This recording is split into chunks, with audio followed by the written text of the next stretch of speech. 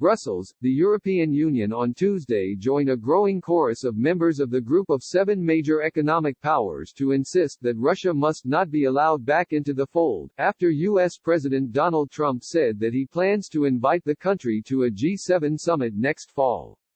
Trump said Saturday that he is postponing next month's G7 summit, and plans to invite Russia, Australia, South Korea and India when it does take place.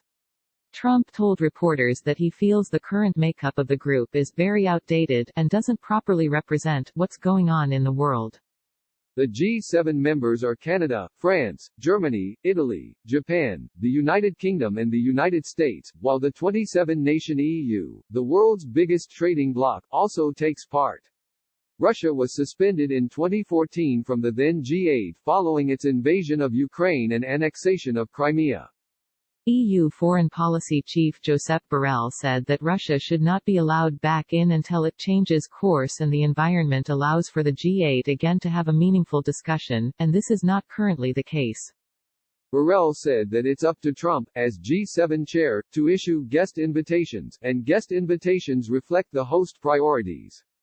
But changing membership, or changing the format on a permanent basis, is not the prerogative of the G7 chair. Borrell said G7 members sit together because they share values, interests and commitments, and he insisted that given the coronavirus pandemic, cooperation among like-minded partners is crucial even more in such difficult times.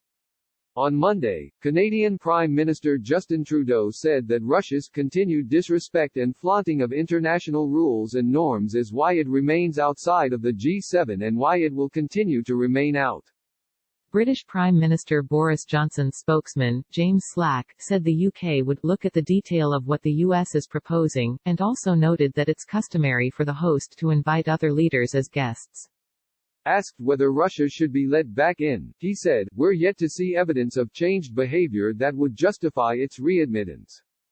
German Chancellor Angela Merkel has said that she will not personally attend a meeting in the U.S. if Trump goes ahead with it unless the course of the pandemic changes by then. Jill Lawless in London contributed to this report.